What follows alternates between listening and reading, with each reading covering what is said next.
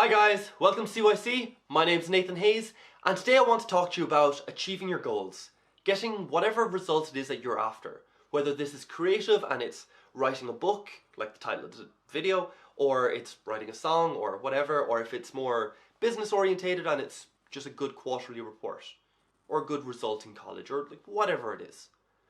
And we're going to do this by ignoring those results that we're aiming for. I know this sounds kind of counterintuitive and it seems like a strange thing to do, but we seem very focused on those results. And we hold them up high and we say, I'm going to achieve that. And if you push them to the side, you might get a better perspective, because you might just ask yourself, what type of person achieves these things? Because if this is something you're aiming for, it means you haven't achieved it yet. Like that's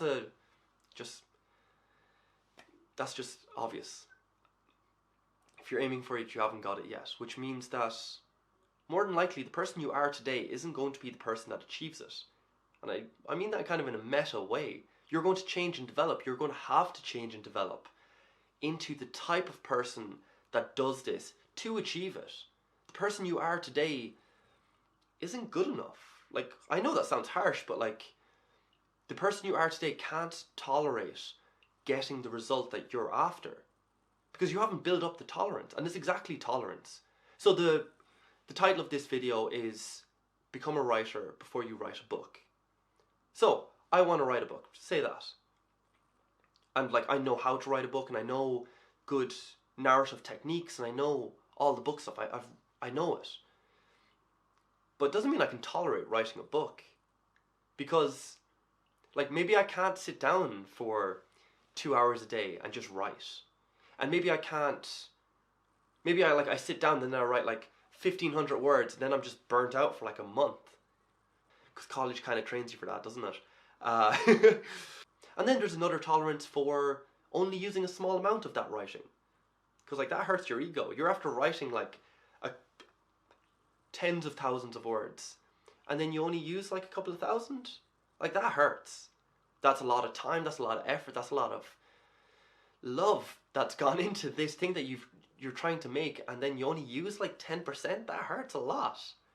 Maybe you can't tolerate that. Maybe you try and fit too much into it, and you get rid of the minimum amount, and then your book is just convoluted and messy and it's not good. And there's a lot of these things, and I can't tell you, it depends what you're aiming for. But even if I knew what you were aiming for, I wouldn't be able to tell you what would trip you up. I can tell you that you'll get tripped up, because it's difficult. You wouldn't be aiming for it if it wasn't difficult. It wouldn't be something that's attractive, that's worth anything, if it wasn't difficult. And you've kind of built up that tolerance. You can't just do it. Like, you can tell yourself to do it. How has that worked out in the past? Not that good. We all know people that, like, you know, I'm going to start going to the gym like every day for how long, and then they burn out and then they're gone for another year until next New Year's Eve. New Year's Day preferably. Probably not New Year's Eve. But we all know those stories, because what we miss out of our kind of common knowledge is the fact that you're not in control. Not fully. Like, there's a negotiation that has to happen. And if you try to just be a dictator and just a tyrant and just do this, Nathan, go do this, like every time, do it. That doesn't always work. Especially if it's just out of the blue, it's something you've never done before, no history, no anything for it. Because you can't tolerate doing it. There's too many little things that trip you up. And I want you to visualize it as that. As little things that trip you up. It's on a road, and there's all these like little bumps, and you'll get over like a few of them, and then either you'll hit too many small bumps, or you'll hit one big bump, and then you're off and you're out for however long, until hopefully you revisit it again. But I want you to visualize it this way, that every time you're rolling down this road, or whatever way you're going, every time you're going, you're flattening each of these bumps. And maybe even one day, all these like small bumps on the lead up, they'll just be flat. You'll just be strong enough that you won't even recognize them. And you'll pick up speed no prob. And you'll be more likely then to get over that big bump. Because Same thing is going to happen to that big bump. That big bump's going to get dinted into, it's going to get pressed down. Each time you fail at it, you're going to be like, okay, think of it like a game. Every time you try a level, you die a different way maybe, but you're learning different things about it. Once you get up to the stage that you die, like if we're going with a game, I know I'm going through like through symbolism and different imagery here, but I really want you to be okay with failure. Failure is a perfectly good part of life. It's where you learn. It's chaos. I love it. I don't know. It's a really good part of life. You only learn in failure. If you just succeed, you're not learning anything. There's no even virtue in just succeeding. I don't really like. If you've only ever known success, like go you, but you're not the most interesting story that's out there. Every like book, every movie that we really love, it's all where there's hardships, there's struggle, there's learning, there's development, and then you emerge as slightly different and more and stronger. Because that's the way all humans are. There might be one odd case, just probability wise, there is some person in the world that only knows success, but it's not the natural state of being. It's not how humans work, really. If there is that person, like they're lucky out. It's just probability. That's it.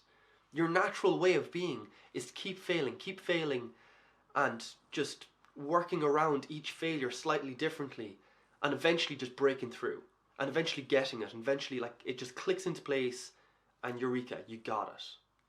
Kind of, like, you know. So how exactly do we go about applying this perspective? We're going to do it through mentors and role models. But in choosing your role model or whatever, I want you to appreciate the fact or the idea that their achievement, no matter how big it is, isn't necessarily unique to them. I get it, they could be the only person to have achieved it, but a lot goes into that achievement. Like, genetics play a part, especially in sports and stuff like that. I get that, but like, majority of it isn't. Majority of what gets you these achievements is effort and routine and habits and all of this sort of stuff that kind of builds up to it. If you're going to like run a marathon, you need to have like nutrition and all this other stuff, as well as like your mindset and as well as everything else. The length of your legs plays a part in it, but like there's a ton of other stuff. Like, once you have your role models, I want you to look at their habits, look at their routines. I want you to take that out. I want you to value that. That is what gives you the result. And hopefully you'll have a few role models, and you'll be able to merge it and customize a routine that you might be able to apply for yourself. The irony is that I'm not for routine. I'm not. But you have to learn some way of balancing yourself to allow yourself to obsess over something. Whatever aim you're going for, whatever big achievement you're going for, it's going to take a certain amount of obsession. It's going to take a certain amount of just focus. Maybe that's a better word.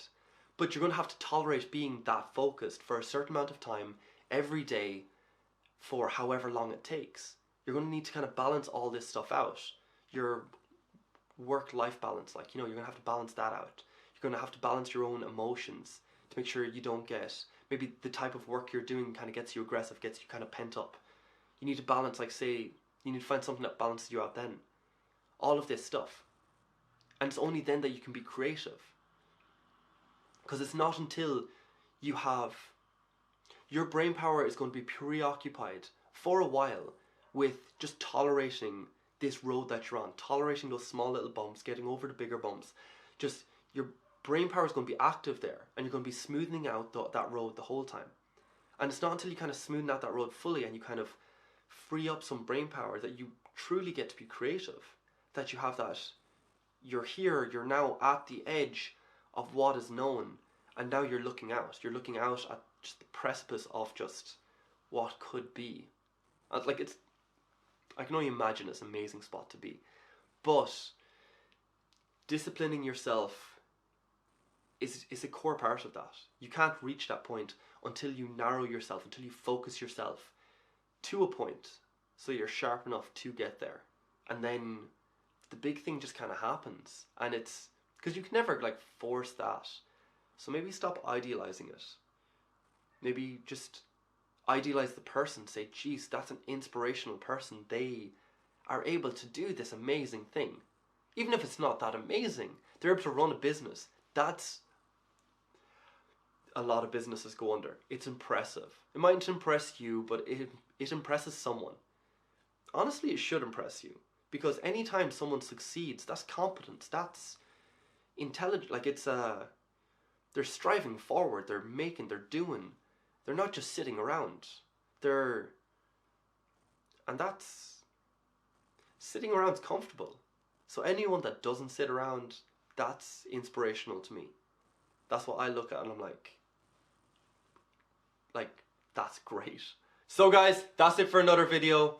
I love hearing from you, so leave some feedback down below or just like message me or whatever. And I'll see you in the next one, I suppose. Thanks.